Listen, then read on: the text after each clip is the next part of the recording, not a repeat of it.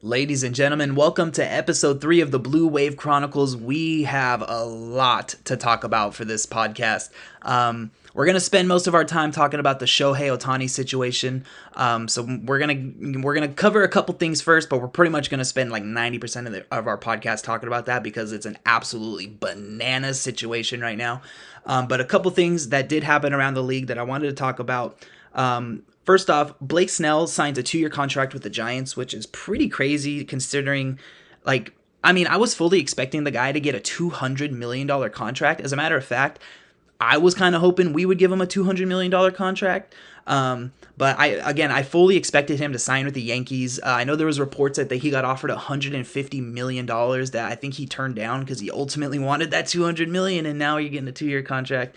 And you're getting like 30. I mean, it's so funny how like professional sports works because it's like, wow, he signed a 2-year contract when you could have had $150 million, but the dude's still making like $37 million a year. You know what I mean? So it's like, how much more do you really even need at that point? But I digress. The next thing I wanted to talk about was Jazz Chisholm and Miguel Rojas. So for you guys that don't know, Jazz Chisholm sat down with during an interview, and he was talking about his experience in Miami when he was on the Marlins, and he was talking about how he was getting a lot of pushback and a lot of flack from some of the vets in the clubhouse. And one of the vets that he was talking about was actually Miguel Rojas. For you guys that don't know, again, Miguel Rojas spent what I think was like 9 years on the Marlins, and he's currently on the Dodgers. And Jazz Chisholm had a lot to say about this guy, man. And I'm going to be really honest with you. I'm kind of siding with Jazz Chisholm on this one. I know Miguel Rojas is on the Dodgers. I'm supposed to defend my boys, you know what I mean? But I have to side with Jazz Chisholm on this one. And so basically the whole gist of the conversation was, Jazz Chisholm would hit a home run and he would do his Euro step at home plate, or he would pimp a home run or whatever. And all the vets like Miguel Rojas would get upset about it, about, how you're ruining the game. All the typical old boomer shit, right? Listen, let's get one thing straight about baseball, right? It's no secret that baseball is not the number one sport in the United States of America anymore. It's not, right?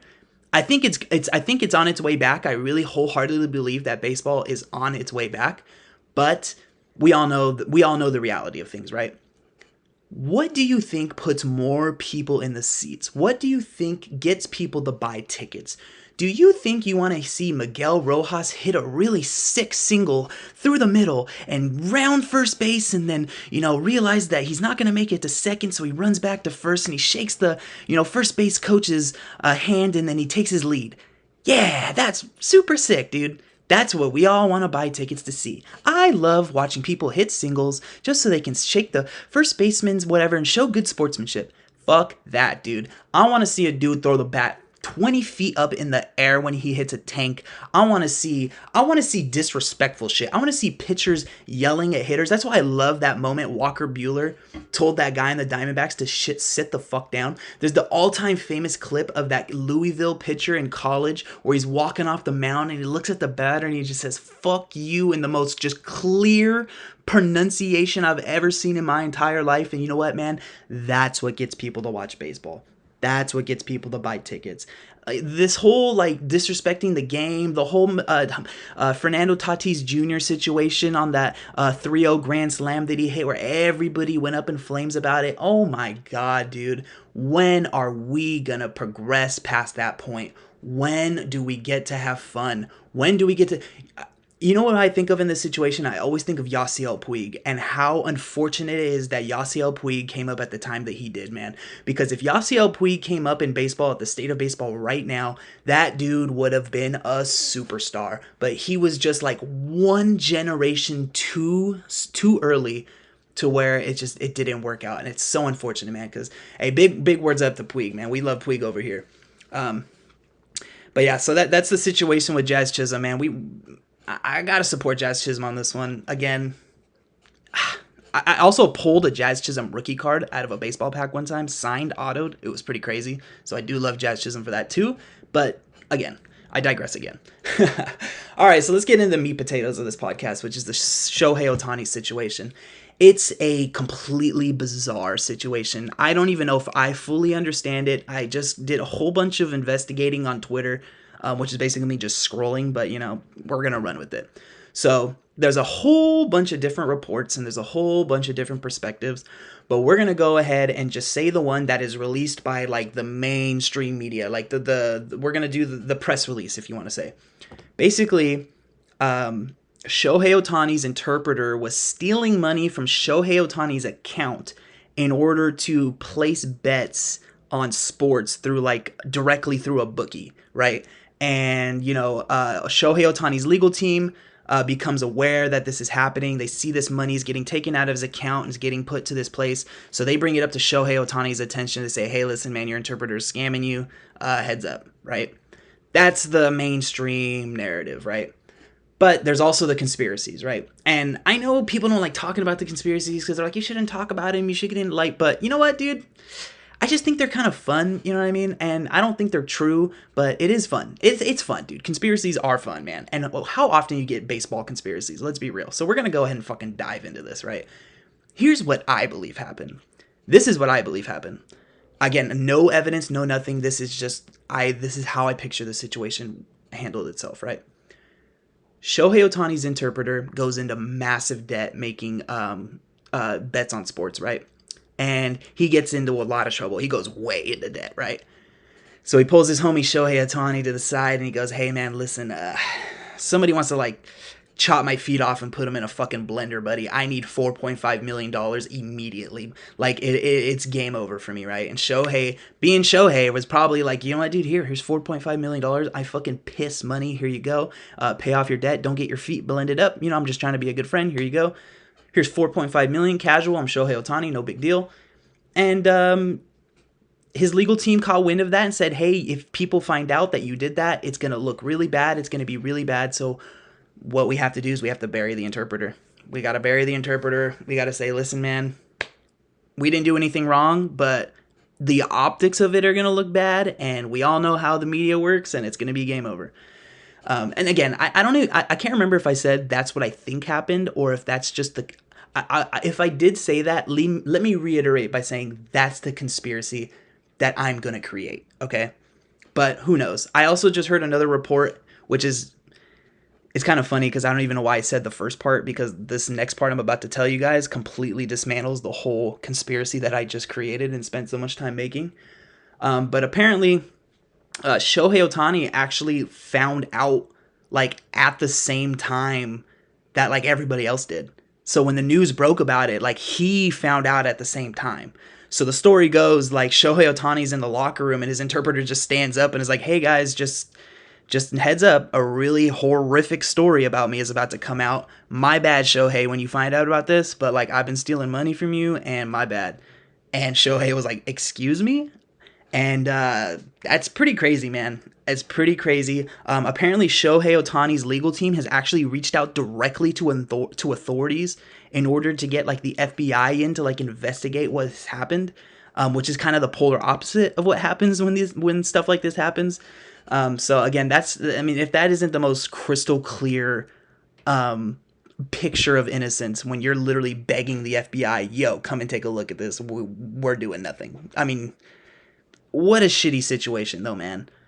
I mean, when you think of Shohei Ohtani, he comes over to the United States, and his interpreter is like, that's like his comfort buddy. That's the guy that's reminding of him his home. It's kind of like his one little thing he has, obviously outside of his wife, but just when you're going to work, he's like your friend. You know what I mean?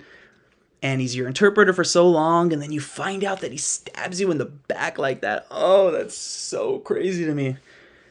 That's so crazy to me, dude. Could you imagine you find out your friend stole $4.5 million from your bank account because he couldn't win a parlay? Oh my goodness, dude, that's crazy. But it is bad not only for the Dodgers, it's bad for Shohei Ohtani, it's bad for baseball in general.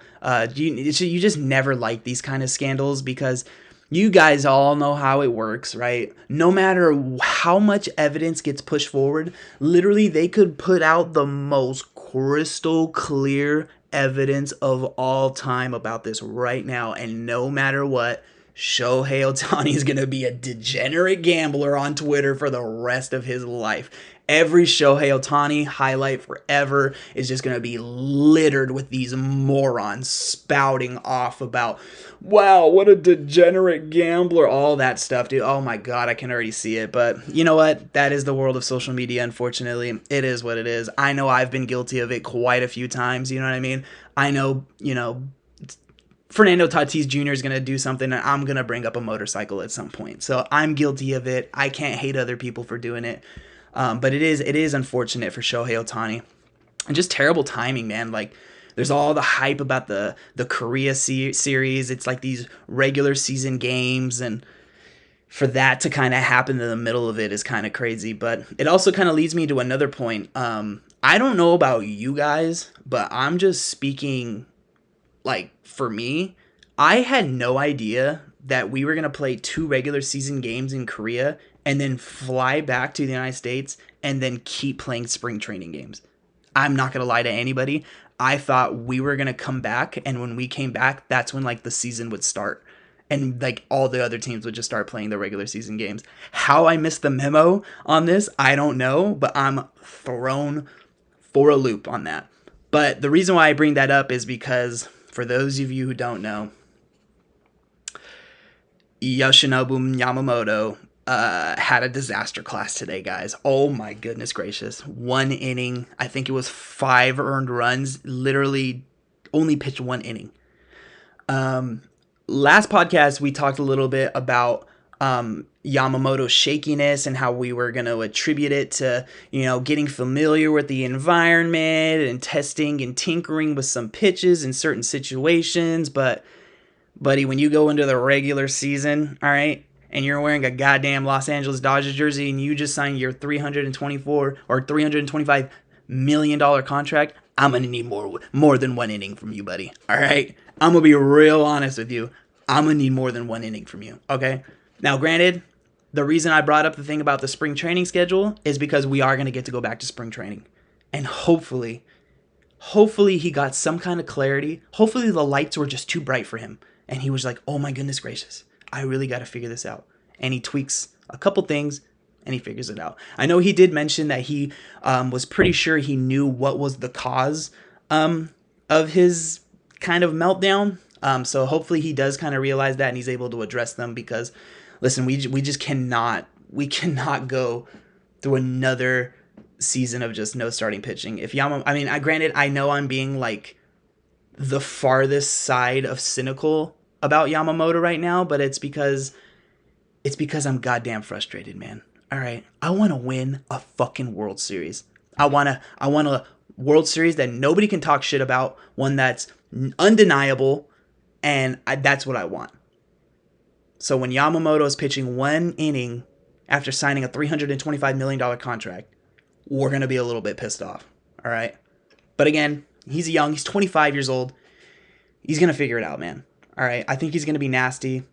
He's going to figure it out. But we're at the 13-minute mark. Like I said, I wanted to keep these kind of short, 10, 15-minute long episodes. But we did cover a lot. I don't even know if I was coherent through all of that, but it is what it is sometimes, you know what I mean? But again, Blake Snell is going to get shelled in the NL West per usual. I don't know why he would sign back in the NL West. He literally knows what it's going to be like. He's just going to get dominated over and over and over again. And also the Jazz Chisholm thing. We support Jazz Chisholm. I want to see cool shit, man. Bring back cool shit. All right. I'm tired of the boring stuff. Do away with that stuff. And Shohei Ohtani, man, hopefully everything that's going on gets resolved. I really hope that he just gets, that clarity. Again, I know that Twitter is going to be Twitter and social media is going to be social media. He's going to be a degenerate gambler on Twitter forever, no matter what. But I do hope that we can just get past this as far as his concern about it, and we can just get into baseball. But ladies and gentlemen, if you did make it this far, thank you so much for tuning in for episode 3. Make sure you tune in next week for episode 4. Make sure you subscribe, follow me on Twitter, and all that good stuff. The Blue Wave Chronicles, future #1 Dodgers podcast in the world, baby. All right, this is just step 1, or should I say step 3? Many more steps to go. Only the moon to go, baby. All right.